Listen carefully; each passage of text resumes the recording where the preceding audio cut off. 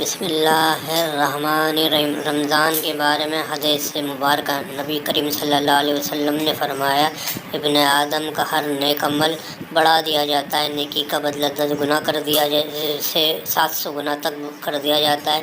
اللہ تعالیٰ فرماتا ہے مگر روزہ، کیونکہ وہ میرے لیے ہے اور میں ہی اس کا بدلہ دوں گا۔ روزدار اپنے خواہشات میرے لیے چھوڑ دیتا ہے۔ روزدار کے لیے 2 خوشیاں، ایک افطار کے وقت رب سے ملاقات کے وقت، اور روزدار کے منہ کی بو اللہ کے نزدیک مشک کی خوشبو سے زیادہ پسندیدہ ہے۔ صحیح بخاری، حدیث 1904۔